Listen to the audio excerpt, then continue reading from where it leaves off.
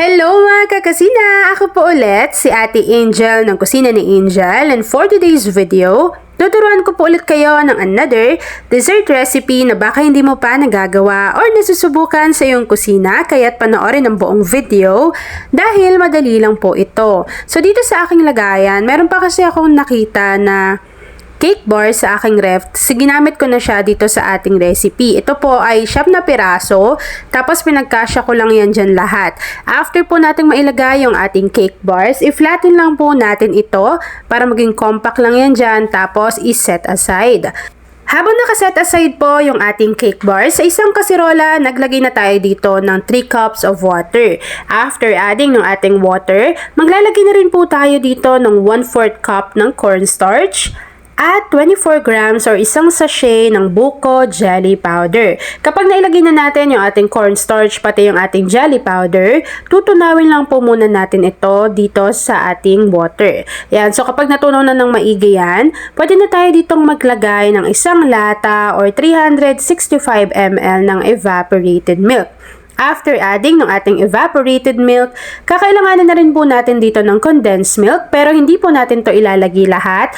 Half lang yung ilalagay natin bago itabi lang natin yung kalahati kasi gagamitin natin yan sa isa pang mixture. So kapag nailagay na natin yung condensed milk, maglagay lang din tayo dito ng half teaspoon ng vanilla essence bago haluin lang po muna natin itong lahat dito sa ating kasirola para mag-combine, and pwede na nating buksan yung apoy sa ating kalan.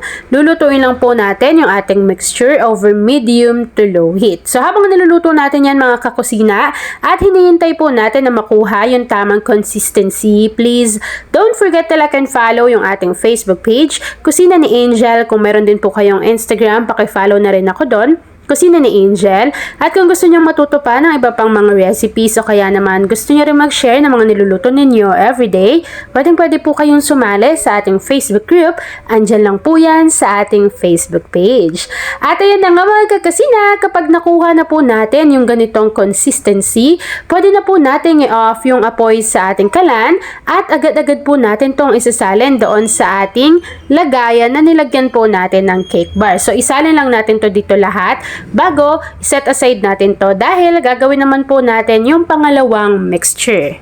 Habang nakaset aside po yung first mixture na ginawa natin, dito sa isang kasirola, maglagay tayo dito ng 2 cups of water.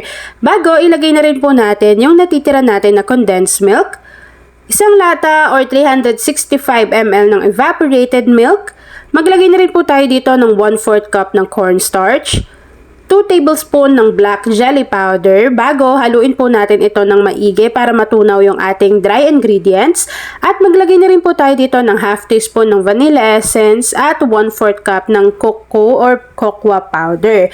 After adding ng ating mga ingredients, haluin po natin ito ng maigi para mag-combine, at kapag natunaw na nga lahat ng dry ingredients, pwede na po nating buksan yung apoy sa ating kalan. Lulutuin lang po muna natin to sa medium to low heat hanggang sa makuha natin yung medyo makapal na consistency. Yan, so habang hinahalo nyo yan, dapat po mahina lang yung apoy para hindi mabigla yung luto doon sa cornstarch. So kapag nakuha na natin yung ganitong mixture, direct po agad natin tong isasalin doon sa unang mixture na ginawa natin. Tapos po pag naisalin na natin to dito, hintayin lang natin tong mag-set at mag-firm. Kapag nag-set na yan at nag-firm na yan, mag-dust lang tayo dito ng cacao or cocoa powder, and then pwede na po natin tong i-enjoy. At ayan na nga mga kakasina, kapag lumamig na po, nag-set na at nag-firm itong ating recipe, pwede na po nating hiwain yan. So ako po, pa-square lang yung hiwa ko. Tapos, pwede na natin tong i-enjoy.